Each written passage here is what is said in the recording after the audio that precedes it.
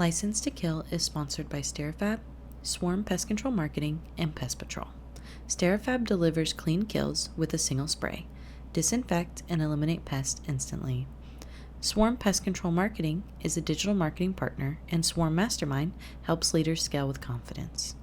And a special thanks also to Pest Patrol for supporting our mission to make LTK agents the best in the field.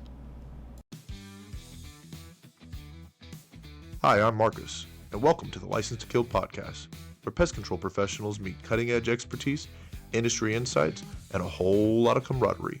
Whether you're a seasoned pro or just starting your journey as a PMP, this podcast dives into everything that makes our industry tick. From advanced techniques and groundbreaking products to hilarious field stories and the real talk about the challenges we face in our industry. Join us as we explore the science, art, and community behind pest control, celebrating the people who work tirelessly to keep our world safe, healthy, and pest-free. As always, stay sharp, stay connected, stay legendary.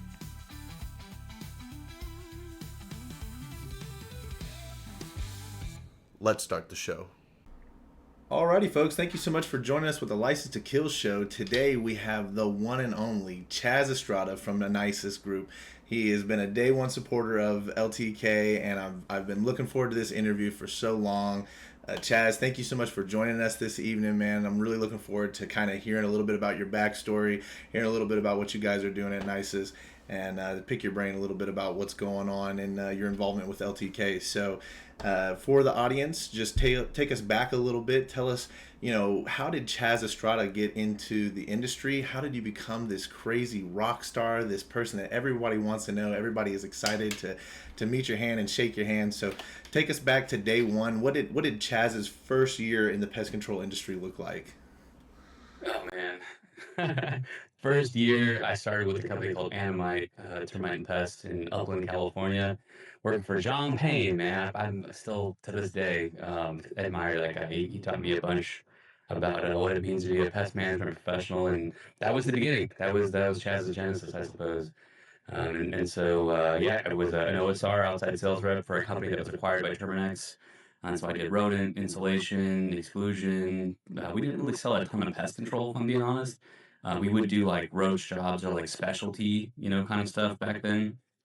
But most of the technicians were selling pest control, or they would just be like inbound leads. But termite was a big one, especially in California. Writing reports and being able to like really look at like what a wood repair quote entailed, that was a big one, big learning curve for me. That was a whole other section of the industry, right? So you kind of get out of that insect side more on like the wood preservation side. Yeah. Yeah, man, I started crawling houses. I remember my first crawl, I mean, to this day. And, that was kind of, Jason Hale was my trainer back then. I still talk to Jason. I talked to him about this week, actually. And, Jason was like, all right, man, this is the make or break, dude. Like, it's time for you to go into the house. And I've never been afraid of like getting dirty. I was pretty arachnophobic back then, right? Which is kind of ironic because I was working in pest control. And I've always kind of been obsessed with spiders, but like it's like more of like a at distance respect. Like, hey, you stay over there, I'm over here. You look cool, but like stay away from me. You're hairy and fast. Like I don't want like no, thank you. But yeah, I made it Did made you it have to underneath wear there. the suits? Did you put on a full crawl suit? Oh yeah, yeah. So we didn't do Tyvek. We had like the Cintas, like the reusable one, like Yes. the real heavy cloth one.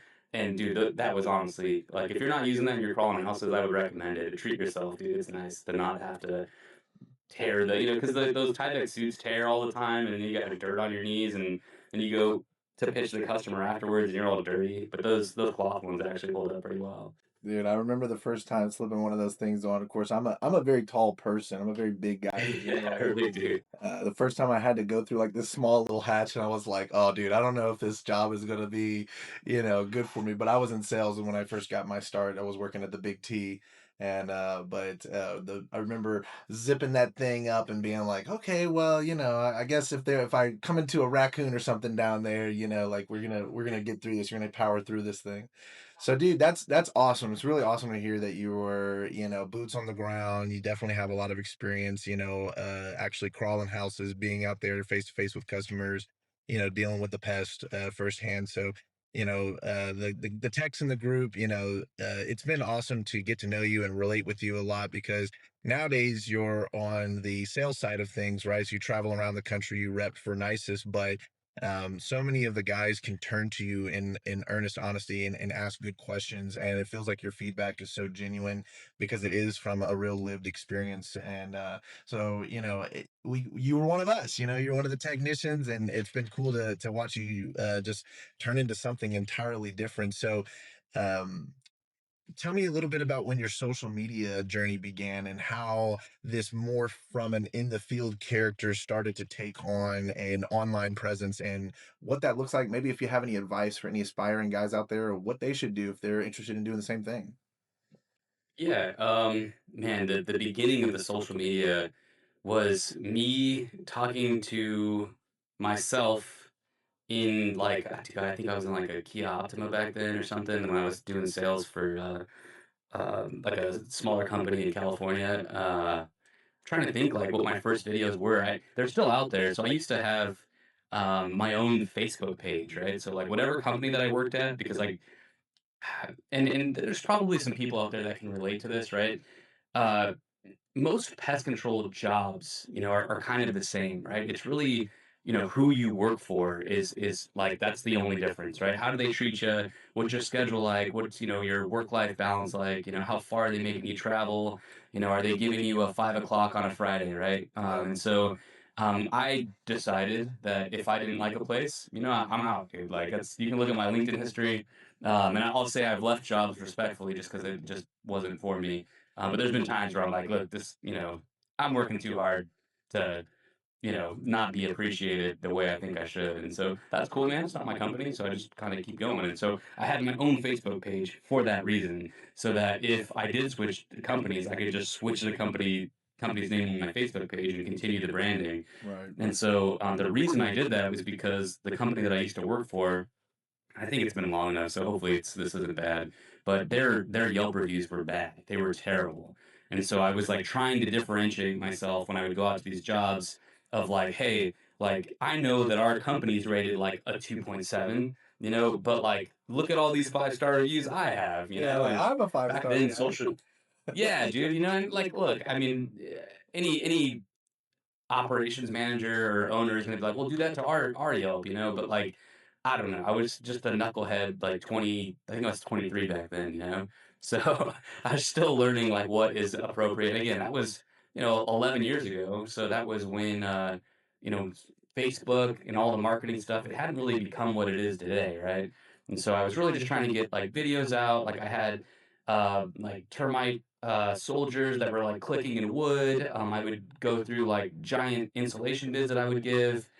I would just put as much content online as possible. That's awesome. And back then, they didn't really have like the metrics that told you how good posts were doing and stuff on your business page. There weren't a lot of tools. So it was really just me trying to saturate it with like who I am, right? And even then, like I didn't really post that often. I would post my fumigations, again, like large jobs that I sold or something that was really eye catching. But man, I think when I started taking photographs is when the industry kind of started to notice a little bit. And I realized that like even today, like I would rather than participate in an event, I would rather take photographs for the event because I get to meet basically everybody at the event throughout its entirety, and then I get to follow up with them and be like, "Hey, here are the photos I took of you. After this, if I can ever help, my name's Chaz. I work with Nisus. And so that's what I did in the beginning. I got my first camera. It was a Panasonic G7. Because I think, yeah, I shoot on a G9 now. But it was a Panasonic G7. I would take stills of different industry events, and it started even just with my cell phone. But I started to really just saturate like all of the industry meetings that were happening in my like local area. And our state association has, gosh, I'm gonna misquote this. I think in California it's 16 individual districts, and most of them were meeting monthly. So in my like drivable range, like within about a 2-hour commute, I could cover like 6 of these meetings a month. And so I just started hitting everything. And I've said this before in other interviews I've done, but like my first week at Animite, I saw the Viserys rep come and drop off an order. And I was like, what does that guy do? He's like, oh, it's he drops off the chemical. That's how we get our chem. How did you think we got it? I'm like, I don't look, man, I don't know. I don't know anything. I'm brand new to pest control. I have no idea. He's like, yeah, that's his job. And, people lean on him because he's technical. That's why we use him. That's why, that's our preferred vendor because he's the man. I think it was Warren Hanasak back then, but I honestly don't remember. He was in and out quick. I just saw the truck kind of leave. I was like, I want to do that. Like, how do I do that? And like, dude, as God strike me dead, dude, like laughed in my face, like, yeah, okay, dude, like you're gonna be, a Viserys rep one day. And actually, back then it was Univar, right? And I was like, no, I'm gonna do that, man. And I did. Yeah, I pushed damn. and pushed and pushed, Yeah. and I studied, and just again went out and met as many people as I could. I posted on LinkedIn, Instagram, Facebook. I started a TikTok, anywhere where I could get my name and just kind of like again just saturate. Like you could not go to one of these events and not have seen a photograph that I've taken. NPMA even I've taken some of the photographs for them. Our state association in California I've taken. I did it for Nevada, Arizona, and so that's been my gig. And so I think the social media part has really been me leveraging other people's networks because I'll have a photo of Marcus Scruggs. I'll send it to Marcus Scruggs, and then you tag me in it, and now I've got access to all of your network, right? They're all going to see that and be like, "Oh, dude, Chaz." Dude, So I think speaking that of, slowly started to catch on. I wanted to say thank you for the pictures that you did for the Warhammer tournament event that we had. Those were top notch pictures. They looked great. See, It was an awesome event Exhibit you guys A, showed. dude, right? Yeah. So that's the proof in the pudding right there, man. So I've just always kind of ran the adage of like be solid, stay solid, and the rest is going to sort itself out, right? And so saturation was kind of the name of the game, and so that's what I did. Is I just I got really passionate about insect and arachnid kind of macro photography there for a little bit, and it is really time consuming. And I don't want to say I lost my passion for it because I still would love to do that. I mean, all day, every day. But I just get kind of pulled in a bunch of different directions. So Dude, that's you are it's kind of on present the list. Everywhere. Holy cow. We walked around with a crew at Pest World with, the License to Kill guys, and there was 5 or 6 of us, and everybody hit the floor being like, I want to see Chaz. I want to go talk to Chaz and swing by the nicest booth. And it was so hard to find you, man, because you're just on the move. You're always all over the place. You're shaking all these hands, and everybody wants a slice of you, man. So clearly, what you did, it's working, and you've made a huge name for yourself. Now you're in all the big groups, the pest control millionaire crowd, the bug bucks crowd, of course LTK, and it's been really cool actually hanging out with you. It's been really awesome getting to know you in that way. I do want to also extend a huge thanks, man, for just contributing and being a part of LTK as much as you have. You've really helped to put us on the map. You've stood behind us. You put your name out there on behalf of us to make some introductions to connections, and so I just kind of wanted to touch base with you on that. What got you into the group? How'd you get here? And what potential did you see in it that you were like, I'm gonna invest in this area? Because you did like day one. You were definitely one of our day one crowds. We had like probably, I don't know, like 30, 40 people in here. And Chaz Estrada comes walking in with all his star power and stardom. So, what caused that to happen? So I'm going to preface this with like, you got to be careful with social media, right? Because like you get this image, right? And like, I don't want to build people up for this like giant disappointment when they're like, oh, I finally met Chaz, right? Like they're like, oh, he's just a regular dude. Because I am just a regular guy. And like, I don't know people, I think, as well as a lot of people think. Like, we are affiliated with Bug Bugs. I did do Jonas's show for the Pest Patrol Millionaire. But like, I mean, I think I've said like 3 things to Jonas. Like, I say hi to Alan, at Bug Bugs, whenever I can and kind of touch base and check in with him. But like, are we on like a first name? Like, can I call them, right now to watch my kid? Probably not, Like, so, while I do try to get out and put myself out there, I think social media kind of inflates that a little bit and makes it look like I'm working a lot harder. And if you're from Nisus and you're watching this, I am working very hard, I promise. 24 hours. Um, but I think it gets inflated a little bit, man. But I think I saw an interview with you and Ian from Pest Pros, and he was saying that he saw an ad in, I think it was Pest Cemetery for me too, and I was like, dude, gamers and bugs, like, are you kidding me? Like, this is, I mean, like, these are HyperX clouds, like this is my life, dude. I was like, this is right up my alley. And then, slowly I started to realize like, oh my gosh, like we're all nerds. Like everyone in pest control, like we're just nerds, right? Like there's varying levels of nerds, and there's I would say the minority of people in our industry who aren't nerds. Like that's just not their cup of tea, but it is a minority. I think the majority of us we subscribe to something: video games, books, fantasy, science, excuse me, science fiction, horror movies, right? Like all these different kind of subsects of nerddom. I think that was when I started to unlock, and then we did the 40K tournament, and some of these like more unconventional things, like when I'm going over my expense report with my boss, and he's like, "Dude, what is a you know Legion of Corn battle box? Like what is this?" And I was like, "Oh, that was a prize that we did for a war." Like, have you ever seen 40-Year-Old Virgin? He's like painting the little guys. We did like a tournament for that.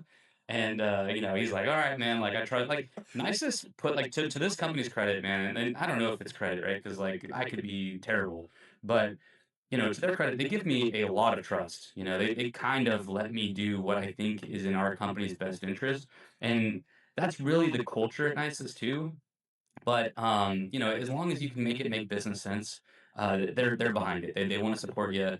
Their adage is kind of like, look, we wouldn't have hired you if we thought that you were going to make like an unreasonable decision, which is, dude, really, really, like I admire that a ton. And so yeah, they're pretty hands off. So yeah, going through some of those expenses with my bosses has been fun. They're like, what are these gift cards for, right? Like, oh, we did a Helldivers tournament. They're like, Helldivers, what is that? And I'm like, like, have you ever seen Starship Trooper? You start like trying to correlate all these other nerd things, right? And like they're not nerds, and they're like, I don't know what that is. But Trying to no, get I corporate just folks into the nerddom world, it's like yeah, man. So and we've done some pretty successful events, man. I've had, like I said, I was telling gosh, I don't know who I was talking to in the oh gosh, what is our field shenanigans chat? But I was just telling them this, that like I've had people come up and go like, "Dude, when are you gonna do a Fortnite tournament?" I'm like, "What? Like, what, how do you know? Are you an LTK?" They're like, "Yeah." I'm like, "What? So why didn't you ever say anything?" They're like, I just kind of look out for the events. I'm like, "Dude, that's amazing." And then actually, a buddy of mine in Tucson, I didn't even know he was participating in the Helldivers tournament, and he was like, "Dude, like that was an awesome event." Like, reached out to me, and I was like, "Dude, what is your name?" And it was like Garfundle or something, some weird, like, and it not weird, but like some unique name I've never heard of. And I was like, "Dude, you're Garfundle? Are you kidding me? Like, what the heck?" So I know I've seen the benefits, from what you guys are doing in the community. I think that we need to work on exposure a little bit, but like, dude, we're so new, right? As a Discord, as a community, that like, I mean, I kind of saw the I don't know, the symptoms of what could be something really, really, really amazing. And the field shenanigans was where I was like, look, this is something unique that no one else has. And for people who are going, what is field shenanigans, Chaz? The first time that I came into this Discord, and Discord is like a communications kind of like, remember like AIM, AOL, right? Yep. Everybody kind of comes into this chat and commits to like having their voice to be able to kind of speak live. And so I saw a bunch of people just day over day that were in this chat room. I was like, man, like, you're in sales, Chaz. Like, go be a salesman, like go say hello to some people. And so I jumped in, and everyone was like really nice, and just I've met some of my best friends in pest control, dude, are from this server, and it's really cool that while most people don't really consider like what it's like to be a technician on the day to day, right? People in the office, I've heard your guys' talks on what's harder, the office or the field. And dude, like when we're out in the field, like you're on an island, right? There's nobody there, right? If something happens to you, you collapse, heaven forbid you have a heat stroke, or like I know that we're all out busting, and summer's coming to a close, but it's still hot in most places. You don't really think about like those types of inherent risks for technicians, and they're alone, right? They're in attics, they're under houses, right? And so this live chat gives you the ability to not only make friends, but also have a sounding board. If you have an idea that needs to maybe get like theory crafted. Hey, I want to try this new product. What do you guys think about this for scorpions? Or like, hey, what do you guys hear about selling this new service, and there's so many really, really, really just good people in this Discord that have that knowledge and I mean, same thing for me, man. If I don't know the answer, I'm gonna be like, you know what? I know a guy. We can ask him together. Right, right. But I would say that was more the appeal. That was my first experience. Saw gamers in Pet Cemetery, clicked on it, and then just kind of the rest is history, man. You guys have done some really cool stuff.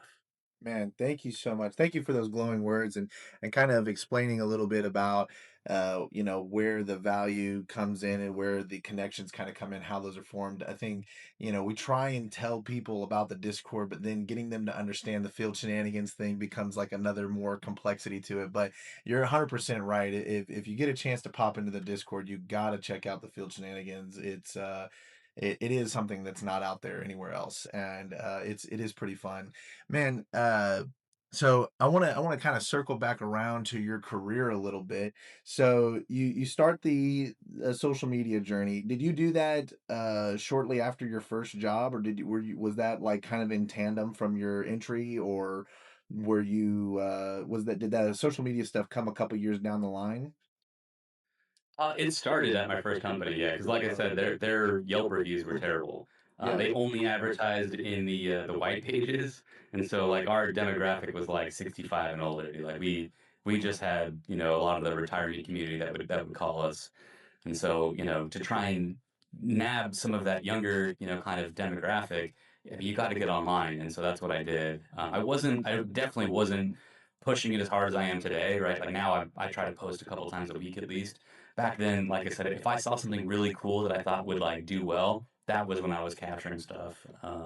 But yeah, I've had like World Star pick up, some of my videos. I've had like front page Reddit on like popular. And so I very slowly over like the last 11 years have kind of captured like and I don't know learned I guess like what I think people are looking for. I just don't have time to do it full time. So I have like my own pest control kind of TikTok that like I'll be honest, I need to put more effort into it. I just kind of dump stuff on there just to make sure that I stay relevant. But content creation, social media is definitely a passion. But yeah, back in the day, it was definitely like hey, look at this tented house with my car parked in front of it. Like just trying to create these like brochure-esque photos that I thought made me look professional. Yeah. So where did you find? So you've been in the industry for almost 11 years now, man. That's like right at the same length of time that I've been in. So where did you find yourself midway through your career? You said you moved around to a few different jobs. So midway through your career, have you transitioned from doing sales stuff? Because I remember you said you did quite a bit of like heat treatments and like fumigation stuff. So you became quite a actual applicator of some sort, huh? Yeah, so I think the company where I really got the most exposure was True Heat Solutions, and that was a company that I helped start. I wasn't like an owner back then. I just I was one of their first employees, and so we started as a heat treatment company. And dude, I'll tell you, I mean, back then that was gosh, like 8 years ago, 7 years ago. Heat treatments had a really, really bad name, right? Because people are melting TVs, they're melting sliders, um, all types of things in people's houses are getting destroyed. And so uh, we realized that there was a need and a niche, especially because and I just asked this question on LinkedIn today. Why are bed bugs like not really talked about anymore? Yeah. And I think it's really, Andrew Sinesti, I think he answered it correctly. Love that dude. That the industry's just gotten really good at bed bugs. So like nobody really talks about it anymore. Right? It's just another service. But True Heat, we started with two trucks. I mean, dude, those trucks were running maybe 1 to 2 times a week, and that was our only source of income, right? Is those jobs. And so my job was to go out and find pest control companies, train them on how to sell it, train them on basically how to do the treatment, and then subcontract that to us. And so over time, that grew into us adding Corey Reynolds, and Paul Duncan is the owner of that business, and now it's Corey and Paul. But dude, Corey and Paul's had a massive influence in my life. He's always been a really positive influence. And so I don't think I've ever like truly thanked him on any of the interviews I've done. So I want to make it a point to say, Paul, thank you. That's But awesome. I worked for him for 3 times actually. I worked for his pest control company. I helped when they started True Heat Solutions. I left, went to Viserys, and then came back to True Heat Solutions as a partner. And then I left again, went to NICES. So, like I said, I get overwhelmed, or I'm just not about something, and I'm out. But yeah, we grew it from 2 heat trucks when I left this last time. I think we were up to 5 or 6 heat trucks doing 5 to 6 heat jobs a day. We had an insulation. I think they had about the same six insulation trucks running a day. We started fumigation, dude. I think we were like, I don't know, probably like a top 5 in the country when we started fumigation. That got big very fast. Yeah, it was, dude. It was fun, man. I'm honestly, if fumigation was still around, I would probably still be a tree heat like that.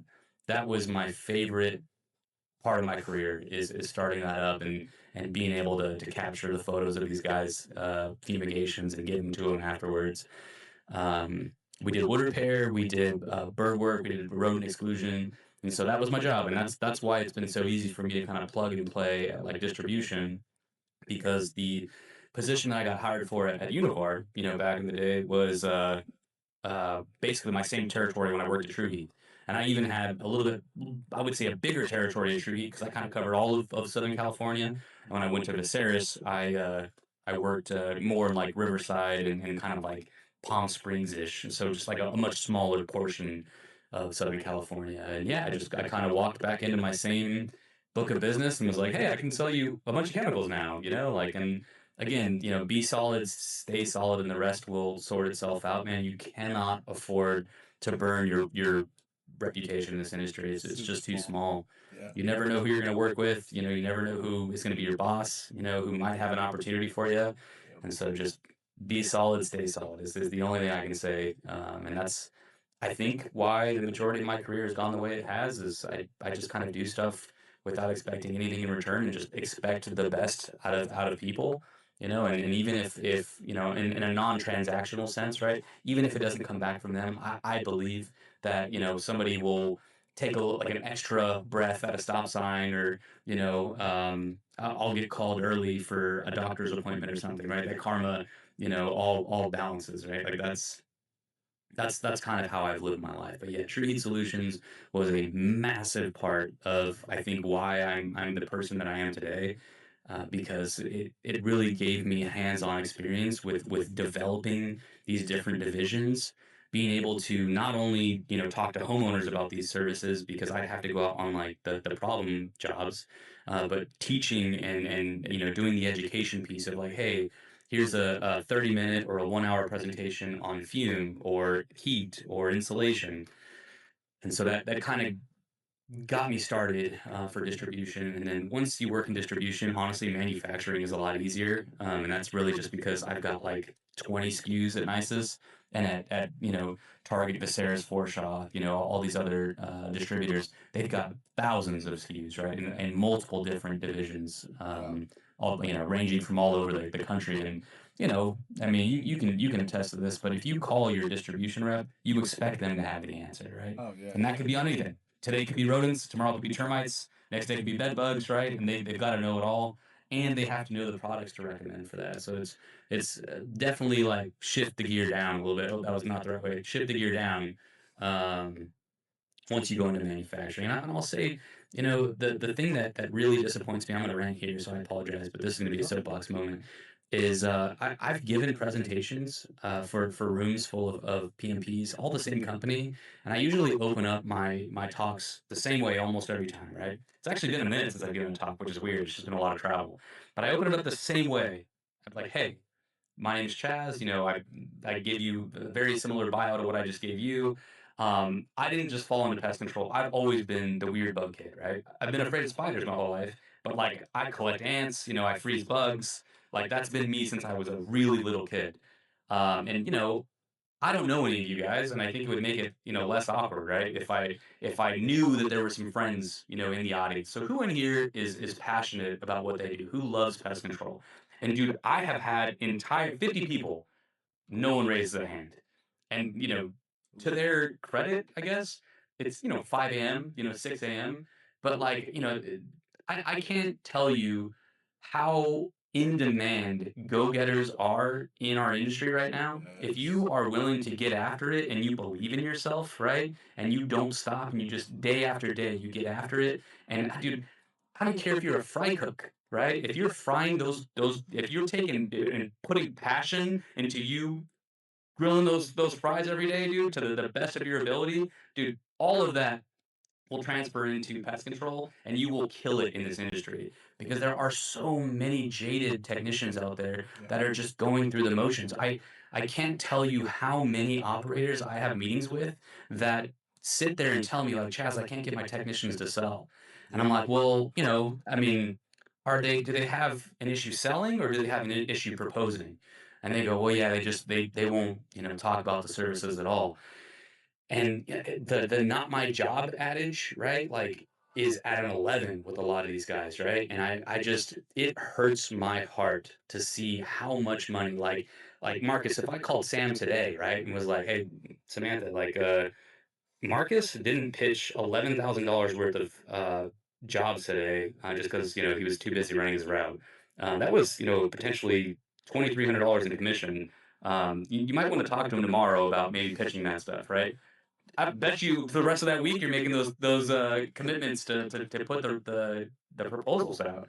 And I mean it's unfortunate, but you almost have to do that. You almost have to let spouses know, like, look, this is the amount of money that your husband, your wife is saying no to every day because they're too afraid to just go like, hey, we've got these services. You already trust me. There's nobody in this industry, nobody at my company that is going to service your house better than me, right? I'm the guy. That's why I'm here, right? I've been your guy for a year and a half. That relationship's been built. We've got a service that I think that you can benefit from. And even if I'm not comfortable selling it, right? I know Marcus, right? He knows all about this stuff. Would you mind if I gave Marcus your number? And that way he could follow up and tell you a little bit more about that service. How easy was that? Right? Like it hurts me, man, that like our industry isn't overflowing with applicants because of how much money there is to be made. And I'll get off my soapbox now. No, no, But if you're watching 100% you're this right and there, you're man. not, if you need services to sell, I promise you, the owner of your company, if you are the owner of the company, you're the operator, I can find stuff for you to add to your repertoire, your toolbox. But just, I mean, gosh, when you look at GPC and how many customers that we already have on service that we can leverage, that trust us, that love our brand, right?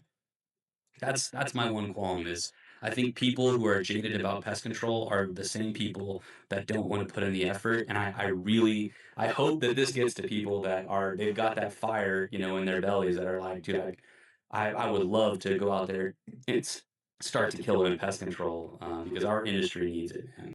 Man, I love that you say that. I think passion for the industry is something that, like you said, one out of five, maybe 1 out of 10 guys has it. And the ones who are passionate, they really, really love it. They love the industry, they love everything about it. And I think part of that is a failure to communicate to people when they enter the industry of their potential should they work on themselves, that roadmap towards success, the credentials and accreditations that they could achieve, the various different work and service types that they can start to go after, and like you said, the ability to sell or build that relationship, to their clients that they interact with on a regular basis. Your electrician comes to your house whenever you have an issue, right? Yeah, you may see your plumber once every couple of years, right? But you see your pest control guy as often as once a month, in some cases 4 times a year, or most cases 4 times a year. And that's a huge thing that's different about our industry when it comes to home service that others don't have. And I couldn't agree with you more. And I think it's a big part of our what we're trying to do at License to Kill, and the mission of using video games is to get that exposure and get the younger crowd, to keep them from burning out, having them the ability to see something long distance, have a roadmap in front of them, that there's so much that they can do, so much they can be a part of, that they're not stuck to that rut that they kind of may feel like they get into, especially around year mark 2, 3, other years. It's really easy to kind of feel like you're just doing the same thing over and over and over. And, this industry is so diverse and the job sites can be so incredible and so interesting. whether it's hospitals or manufacturing sites or pharmaceutical compounding or high-rise towers downtown. When you take an ownership of that, you start to take an ownership of your job sites, and in that way you start to take an ownership of your community, right? And these are landmarks in your hometown that you're like, yeah, I service that building. I service, my wife probably gets annoyed by me sometimes when we go in the car because I'm like, oh yeah, you see that building over there? Yeah, I take care of that place. Oh, you see that place over there? Like, I take care of that place. But for me, it's a huge point of pride because I know the people who are in that building, and I know what's been going on in that building, and I know that I've done my part to take care of it and contribute to that. One thing you touched on a minute ago too that really just hit right here. You said, you wanted to take a second and say thank you to your mentor, right? And to someone who really helped you out during your career, your previous job, boss.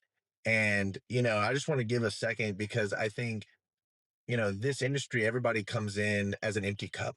And somebody has to pour into your cup. Someone has to invest into you and give you that knowledge, whether that's, random people in a Discord like this, like License to Kill, where you're just going to come across some high quality talent, or whether it's that your direct supervisor that, saw you spinning your wheels and took that time to, pull you aside and say, hey man, like, is everything okay at home? Is everything okay, at work, or, where are you lacking? And so, just quick kind of recap, because you've been at a variety of different levels in the game. Who are the special mentors in your life that you kind of distinctly remember?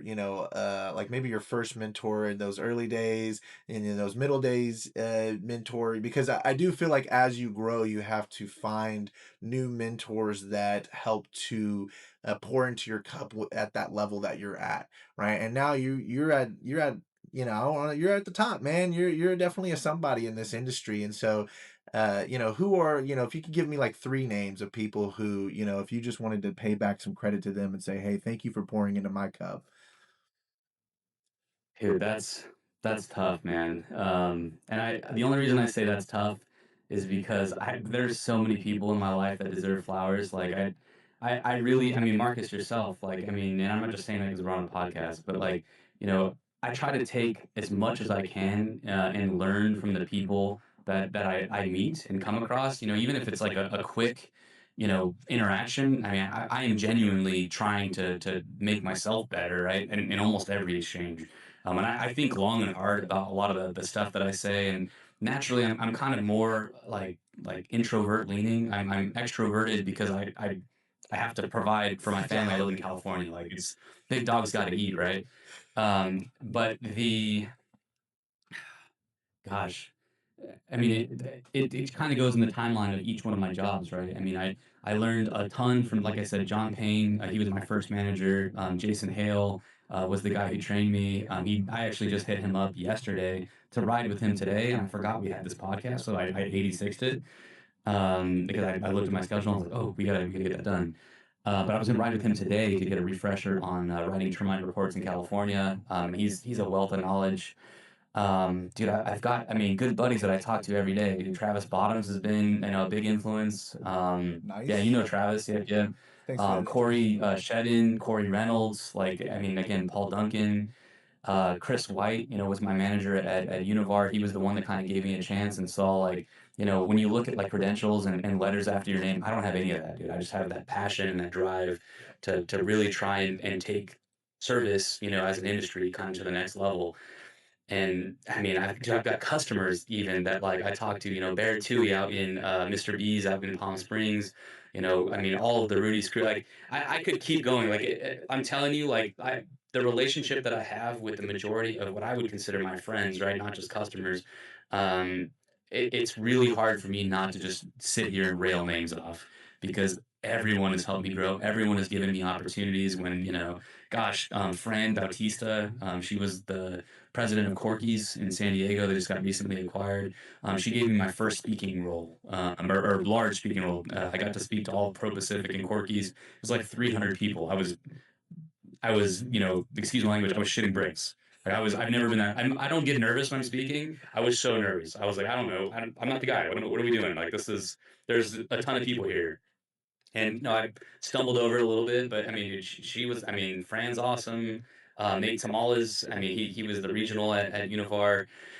Dude, he took such an active role in my life and my family's life that he actually saved us from losing our house Holy cow. during our escrow because the mortgage or the lender that we had tried to bait and switch us with FHA to a conventional loan. And so we weren't going to be able to afford the down, dude, right at the finish line.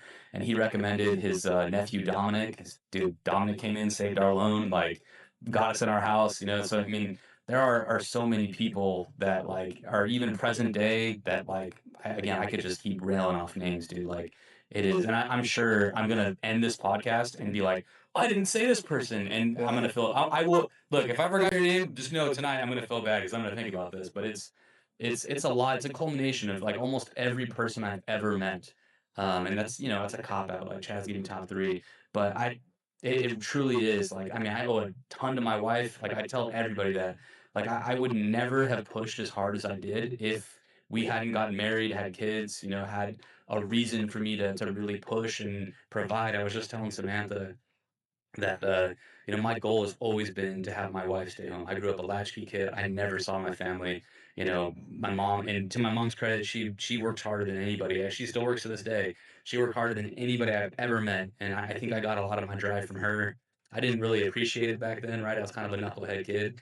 But as an adult now, as a dad, as a father, I would say I owe. There it is, right there. My number one is going to be my mom. I think that I would say she's had the most influence, and again, I was a kind of a troubled kid.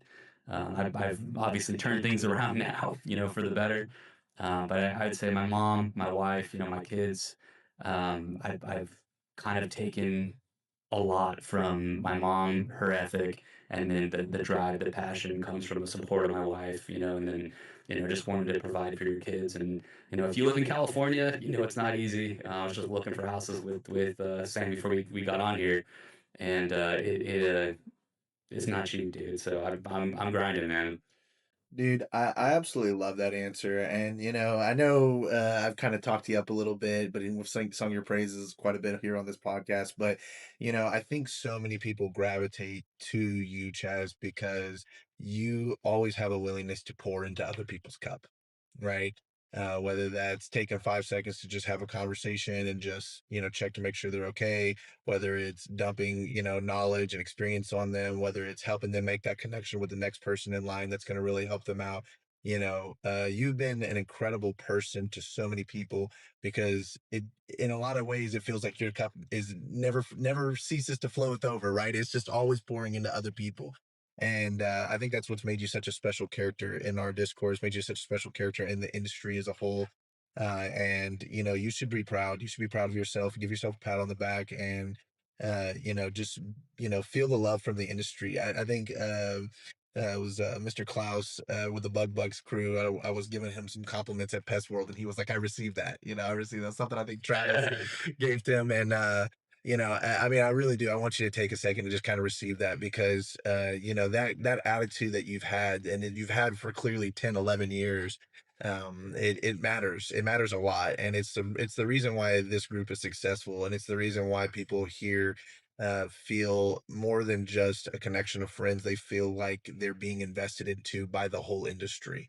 And so, whether that's experts in their craft or some entomologist or whoever, it starts with the spirit of giving. And, there are so many people, Vulcan Wrath is commenting here, the industry takes care of its own. And that's exactly right, because so many people in this industry are willing to hand out their information, hand out, a leg up, to just pour into other people because, like you said, there's not enough people with passion. There's not enough people who are aspiring to do more. And so many other industries are full of gatekeeping. They pull the ladder up. They don't let the next guy in line find a success. We find ourselves in a blessed industry that the harvest is bigger than the workers, and the industry is not that large, and you can typically, very easily talk, straight to the top, of just about any organization if your heart's in the right place, and your passion's really there, and you'll be met with kindness. You'll be met with a genuine response of people. And so you're such an emblematic person of that. And, I just wanted to say thank you. Thank you for being a part of all that you do. Whether you're repping the nicest brand or whether you're repping the True Heat brand or, whatever, the social media stuff, it's all kind of just a microcosm of that spirit that you carry around with you on your shoulder of a willingness to help out. And I just think that's incredible. I think that's really what makes us as an industry so much different. And I want to imbue that in new people who take a look into this industry, whether they're high school graduates, whether they're college graduates, whether they're, people who are finding this as their second career in life, and, letting them know that, like, hey, there is so many people who are willing to pour into you, who are willing to invest into you if you just ask, right? And so, you've done an incredible job with that. And, um, I do want to talk to you a little bit about Nisus, right? Because that's where you're at currently now. They've empowered you to do so much and be such an incredible presence for us here in the Discord. It's allowed us to have a ton of support and industry support. Your name alone, just kind of backing us and saying, "Hey, I'm Chaz Estrada. You need to check this thing out." Has meant so much to us, and so tell us a little bit about, Nices. Who are they? Where are they from? What are they specializing in? And what's on the horizon for you guys? Is there any cool new products that are coming out, or is there anything that you guys are doing to change up the game? Because I always love staying on the bleeding edge of what's happening out there. Yeah, man. So I guess that's actually probably part of my job, right? Is to promote Nisus and not just talk about myself. Nisus is a smaller, chemical manufacturer. And I would say in the grand scheme of things, we are still making our name. I think we've been around for like almost 35 years now. So I mean, we're not a new company, but we're not, Sumitomo or BSF or an Adama yet, right? Like I think it's coming, right? And you said this is where I'm at currently, but I will never leave Nisus. That's awesome. Our team is a unstoppable force that is rocketing out of this world. It is nothing. I've never felt more unstoppable than with the team that I have here. Yeah, dude. And my bosses, Jim Sparks, Lee Barrett. I mean, both of their names carry so much weight in our industry. It it's incredible. But we are a smaller, family-owned business still, based in Rockford, Tennessee. Our goal as a manufacturer has always been sustainable chemistry with the least amount of impact into the environment, right?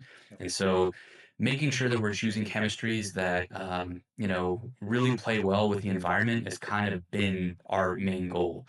We've won actually a bunch of awards on the manufacturing side, specifically like the process of like maintaining low waste, recycling waste, making sure that we're producing, the lowest amount, right? Using sustainable packaging. Like those are all things that our company takes into account before, I mean, even a product is developed, right?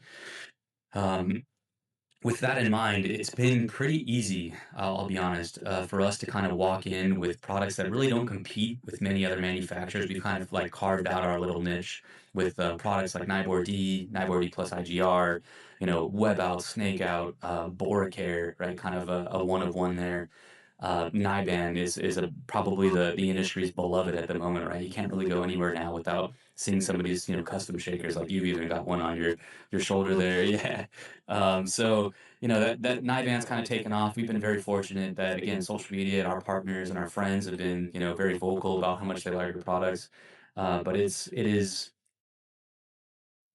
kind of refreshing to be at a company that will kind of give you a seat at the table.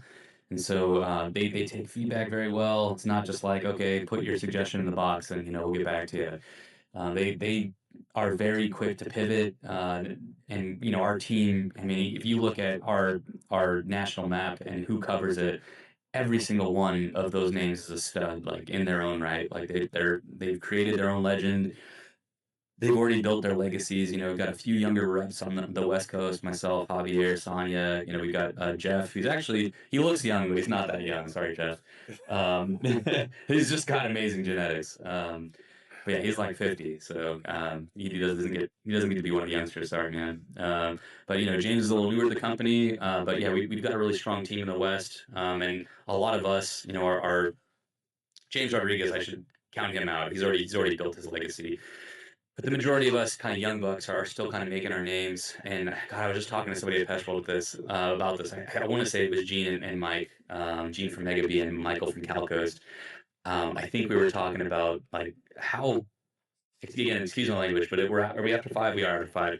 How badass we're going to be in 10 years, right? Yes. Like, can you imagine the growth? If we're already growing at this rate, right? If we're already killing it right now, like, can you imagine how insane this is going to be in 10 years, right? In 20 years, right? And, you kind of mentioned that, like, I'm really willing to put myself, out there and kind of offer, whatever help I can. And the reason for that is because I'm not going anywhere, man. This is my job, right? This is what I'm gonna do until I'm old and I can't walk, like, and I just physically cannot do this job anymore because that's how passionate I am.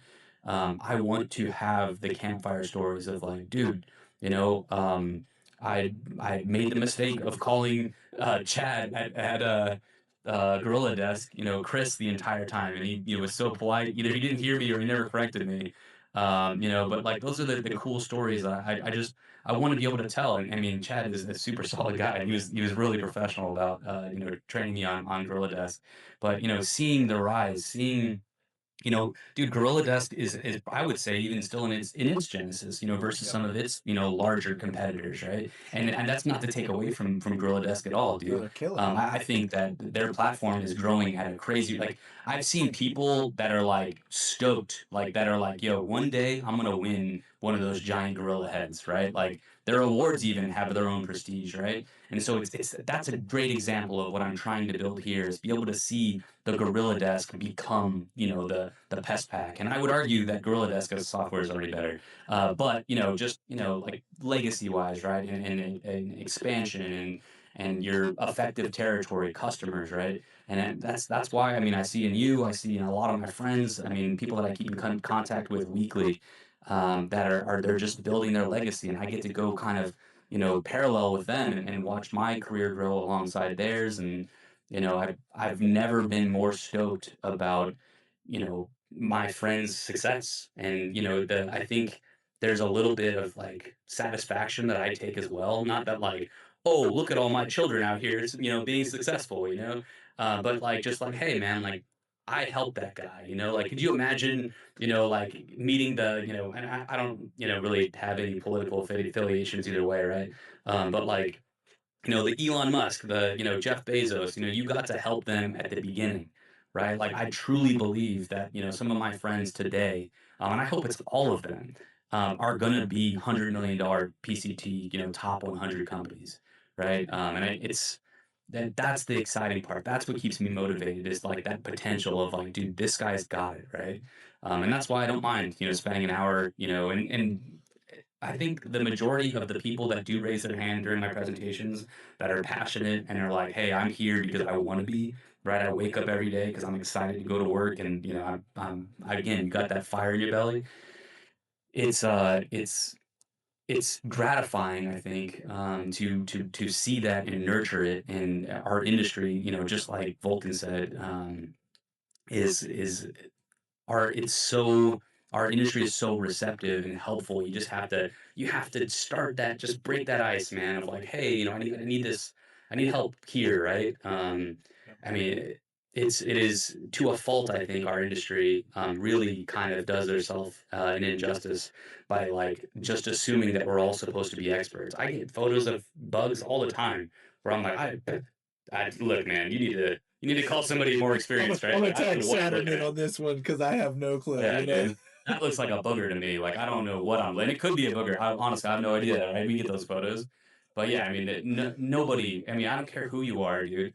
Nobody in our industry knows everything, right? And there's always room for more input. There's always room for growth. And so, I mean, I just hope that when I put out, and pour into others' cups, that like I get some of that back too. Because again, I'm trying to be somebody eventually, right? Like, and I would like to have that name carved out in the history books of pest control of like, hey, I mean, I think my overall goal really is that, my kids get old enough and they get to realize like I did how hard my mom worked, and you really get to give them kind of your own flowers mentally, where you just like that weight just kind of drops down, and you realize like how badass, your parents were, and you're like, gosh, like I want to be like that. I hope, with every part of my being, that my kids look at what I've built, the relationships, I've kind of made throughout the years. They can look at, all of these. They're like, why do we have so many uncles? Dad. Like that's, it's like, dude, because dad has a lot of friends, and that's kind of my main goal. I've said that. I said that at the Bug Bugs house or sorry, the Real Pest World house at Pest World. I was like, look, man, like my goal is just to get out, meet as many people, just be, a positive influence, if I can. If not, no worries. I'm already introverted. I don't want to talk to you, dude. Like I need everyone to know that. Like I don't want to. I want to stay in my shell. I want to play video games. I want to lock myself in my room, hang out with my kids and my family, and that's it. Like if I ever win the lottery, like I will buy Nisus immediately. But you'll never hear from me again. I promise you. Because man, this profession is the only thing that's really given me the ability to kind of cut my teeth and break out of my shell and kind of say hello to people, whereas like I would just kind of pass them in a hallway, but like really stop and try and make legitimate connections with people. Dude, you're already there. You're there at the Pest Control Hall of Fame, man. Your name's already carved on stone. People know you. People love you. When you cross other people's paths, man, you leave them walking away in a better place, whether it's mentally, whether it's educated, or whether it's connected, man. You've done an incredible job with that. Um, we just had Nick join in here with us, and I was very fortunate to actually see Nick earlier today and hang out with him a little bit. And he considers himself, a great friend of yours, and I know that that's just a common trope. It seems like everybody I talk to, it's like, oh, Chaz, man, he's such a great friend and he's such a good person. And so, regardless of, the introversion or not, whether you're overcoming the obstacles of putting yourself out there or not, it matters and it's helped. And, a lot of people have grown from it. So, pat yourself on the back because you are up there on the Pest Control Hall of Fame. And, your kids are definitely going to appreciate the hard work that you put in these early days of their formative years. I know I kind of relate to that story in a lot my ways. I remember when I first got out there and was working like a real, like grinding the job. I think at that time I was a salesperson for Terminex, and I was in Houston traffic, and it was like I don't know, like 6 o'clock in the morning. I had to get up at like 5 a.m. and I just was miserable. And I remember thinking, like, holy cow, my dad did this every day for the last 20 years. That all those mornings that my dad walked out of the house at 4 o'clock in the morning so that way he could beat traffic, and how I was just dragging myself like out of bed at like 5:30, 6 o'clock in the morning and thinking, god, how could he even get up even earlier than this? I just couldn't imagine it. And it almost brought me to tears. And I remember calling my dad and just being like, thank you, thank you, thank you, thank you, thank you so much for all those days that I was a brat, all those days that I didn't go out and cut the grass the moment you asked me to. Because if now standing in the shoes that I am now and having a better appreciation of the sacrifices that you had to make to be my father, I was such a disrespectful brat for wanting to sleep in on a Saturday morning. It's like, but I do think you've had that impact, man, and on your family. I'm for certain of it, but definitely on the guys in the industry. They definitely feel that way. And so, man, I just want to say thank you so much for taking your time to hang out with us here in the Discord, hanging out with us on the podcast here. We are drawing up kind of closer to the 1 hour mark, so I did want to give you a chance to, if there was anything you wanted to plug, if there was anything you wanted to touch base with. I know you got a chance to hang out with some of the Bug Bucks crew and the Pest Control Millionaires. If there's any books out there that you recommend anybody read, and then also who do you think we should talk to next? Who should be the next person on the podcast? Dude, I think Josh Fleener is always that's an easy one, man. But again, like I'm gonna offend people because I could give you a list, and that's what happened with Jonas. Jonas was like, "Hey, who do you know?" And I legitimately hooked him up with like 6 or 7 names, and I think he reached out to like 4 or 5 of them at least. So yeah, I can fill up your docket, I promise you. But yeah, and before I just start naming off every person in the industry, like honestly, like I would have Chad on. I mean, immediately. Like it's, I think he's got a lot of, he's got a great story about growing up, with his dad kind of running the business. How his brother, and him, kind of devised like, hey, we should have a software for this, make our lives easier, and then they realized that they could market this to other people. I think there's a lot of really cool golden nuggets in their story as a company and as people. But man, but as far as plugs go, and I can't believe it's already been an hour, dude. Jeez.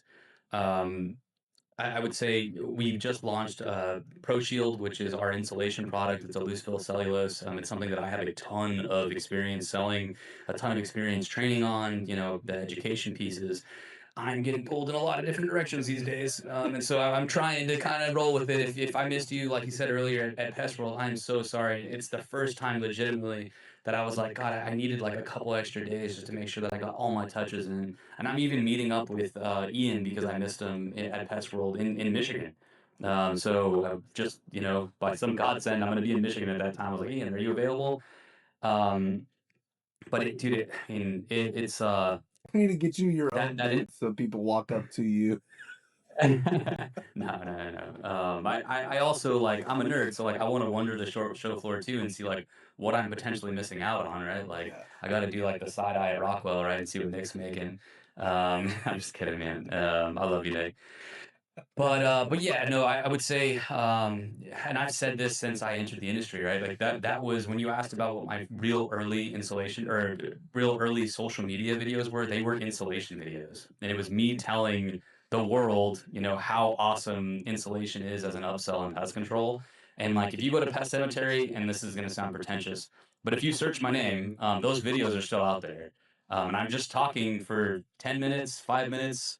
I think some of them are longer, 45 minutes, like on my commutes home. There's a ton of traffic in California.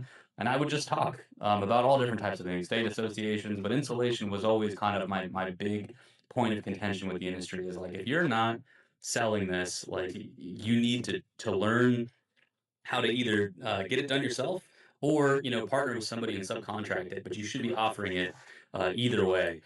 And so I would say the product that we have a bunch of launches, but I won't split your attention with the other two. If you want to learn more about those, you can always reach out to me. But insulation is probably going to be a big focus of our companies I mean, I would say the next 18 months. That is going to be a large drive. I think there's still a lot of PMPs out there that just like, I mean, honestly, with Boracare, that just it had that black eye of like, oh, it's sticky, but they've never used it, right? Just somebody told them that 5 years ago, right? And so same thing with insulation, like, oh, we had a guy step through, or oh gosh, I had a technician go out there and underbid it, right? Like, lean on us. Like, I mean, we wouldn't be a business if we didn't have functional products that worked tremendously, right? I mean, it made you money, right? Like, and that's always been kind of my niche, is like making other people money. I'm still trying to figure out how to make money for Chaz. And I think that comes in due time, right? Be solid, stay solid. I'm going to keep saying that. Mr. Lozada But said, build enough value for other people that the monetization will manifest itself. yeah, and actually, I mean, this is the very end, so I should have plugged this in the beginning. But if you are in a position right now to subcontract insulation for the industry, you have never been in a better position in history. There are so many markets across the country that are ripe, and that I'm going to be looking for. I'm going to be looking with obviously my colleagues for people to start subbing this stuff because the biggest objection that I would get back when I used to be a subcontractor is like, oh, we don't have any interest in doing the insulation, and I would be like, perfect, we do it, right? I'll teach you how to sell it, right? And I've even gone out and sold it for people and then subcontracted the work to me. So like they just made money and they're like, okay, that was the easiest money I've ever made. Yeah. Obviously do it with integrity. Somebody asked us that on our Facebook page. So I'll just address that now. There is always a way to be slimy about any service that we have, right? Like, I mean, how many times have you heard stories of people using Termidor for roaches inside the house, right? Like, like just always have integrity, right? Be solid, stay solid. That's as much as I'll speak to that. But if you're trained correctly, if you have the drive, if you've got that fire, that passion, Insulation is going to be a massive part of who Nisus is, I believe, in our windshield currently. And so, reach out, Somebody's talk got to your to rep. fight back against Tap, man. They've kind of had domination on the pest control insulation for like too long, man. Somebody else has got to get in there, maybe even do it better. I'm really excited to get my hands on that product and field tested and get that blown into some attics because I do think it's going to be awesome. I was looking at Yeah. the samples y'all brought out at Pest World and I think it's going to be good. I think it's going to be good. Yeah, it's I used to sell a ton of Tap, man. Like that's I grew up on Tap, and a lot of my videos that I used to make were on Tap. So still a believer in the product. Obviously, I have a family to feed, so I'm probably going to pivot off of selling Tap and start to sell my stuff. But I think Nisus as a business, just nationwide, is kind of known for our technical training and our ability to develop people to start these new ancillary niche services, commercial kitchens, pre-treatments, right? De-webbing, with web out, right? All these different kind of like really unique service offerings that are they're all innovative, new revenue. Insulation is one that I think, obviously check with your own regulatory whether or not you're legally allowed to apply it right now in your state. But I would say you're gonna miss the train. And I think there's going to be a big wave of insulation that hits the United States here coming pretty soon. I agree. Yeah, you don't typically, if I was an everyday consumer on the street, I wouldn't put pest control and insulation as, I wouldn't put those two thoughts together. And I think that's where we're really going to surprise people. I think, that sales pitch where you're able to tell them like, hey, have you thought about this insulation? And they're like, a pest control company's doing this for me, and it's like, yes, we are. And I think that's where we're going to be able to get that hook. So man, thank you so much for all that you do in the industry. Thank you so much for your passion. Thank you for everything that you've been a part of with Nisus and LTK. And man, I just thank you so much for your time in general. You're always so gracious with it. So you be sure to have a blessed evening tonight, man. Guys, thank you so much for tuning into the License to Kill show, and we'll see you on the next one. Thanks for tuning into the License to Kill podcast. We hope you found today's episode helpful, informative, and engaging. If you enjoyed the show, don't forget to subscribe to your favorite podcast platform and leave us a review. It really helps us to reach more listeners like you. Have a question or a topic that you'd like us to cover in a future episode? Connect with us through our Facebook, YouTube, and most importantly, our Discord. Until next time, this is your host, Marcus, reminding you to stay sharp, stay legendary, and stay connected.